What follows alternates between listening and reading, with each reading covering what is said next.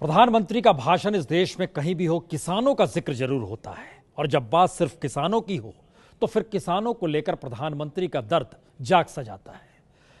तो जो वादा किया जाता है क्या वो निभाया जाता है? निभाया नहीं गया है। किसान कहता है निभाना पड़ेगा। जरा इस रिपोर्ट को देखिए। सरकार ने आगामी खरीफ की सभी अधिघोषित फसलों का न्यूनतम समर्थन मूल्य उत्पादन लागत से कम 1.5 गुना करने का फैसला ले लिया है। स्वामीनाथन कमीशन के अनुसार लागत जो होगी इसका 1.5 गुना एमएसपी दिया जाएगा।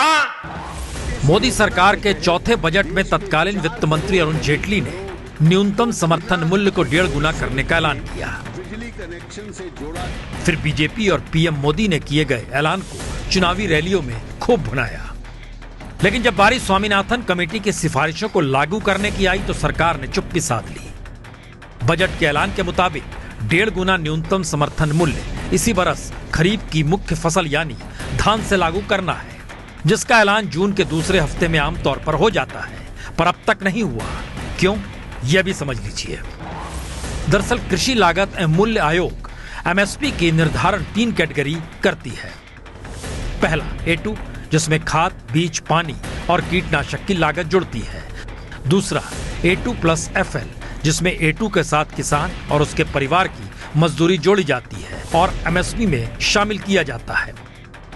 और तीसरा C2 यानी कॉम्प्रहेंसिव कॉस्ट, जिसमें A2+FL के साथ खेती की जमीन का किराया, मशीनों का किराया और लागत का ब्याज भी न्यूनतम समर्थन मूल्य में शामिल किया जाता है।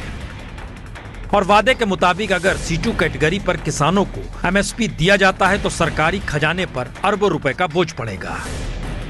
और अगर हर बार की तरह A2+FL कैटेगरी में एमएसपी दिया जाता है तो सरकार के दामन पर किसानों से वादा खिलाफी का दाग लगेगा, और सरकार की चिंता इसी ने बढ़ा दी है। वैसे हैरानी की बात है कि 2014 के लोकसभा चुनाव के समय जब बीजेपी अपना चुनावी घोषणा पत्र जारी कर रही थी और उसमें वो कह रही थी कि सत्ता में आने पर स्वामीनाथन कमेटी की सिफारिशों को वो लागू करेगी, तब भी किसान को जो एमएसपी मिल रहा था वो A2+FL से 50% से ज़्यादा था।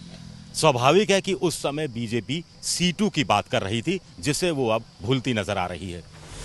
सरकार की चुप्पी और खेती के लगातार बढ़ते घाटे ने किसानों की चिंता भी बढ़ा दी है। खर्चा ज्यादा हो रहा है, मिल कुछ रहा ही नहीं है।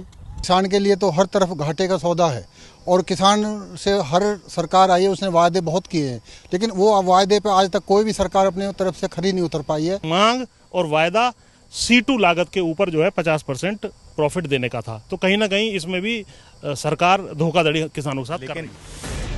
चिंता में सिर्फ दिल्ली से सटे गौतम बुद्ध नगर के छौसला गांव के किसान नहीं बल्कि पूरे देश के किसानों का यही हाल है, और किसानों को सरकार की नीयत पर इसलिए शक हो रहा है। मोदी सरकार ने 2 बरस पहले सुप्रीम कोर्ट में स्वामीनाथन कमेटी की सिफारिशों को लागू न करने का हलफनामा दिया था।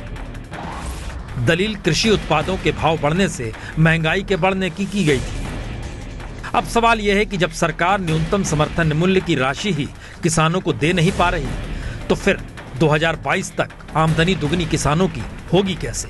खैर, मोदी सरकार जो भी फैसला करे उसकी असली अग्नि परीक्षा तो नवंबर-दिसंबर में होगी, जब राजस्थान, मध्य प्रदेश और छत्तीसगढ़ के विधानसभा चुनाव होंगे, जहां पर किसान सड़क पर उतरते रहे हैं।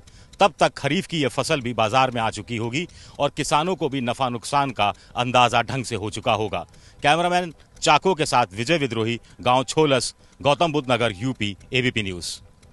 ये है एबीपी न्यूज, आपको रखे आगे।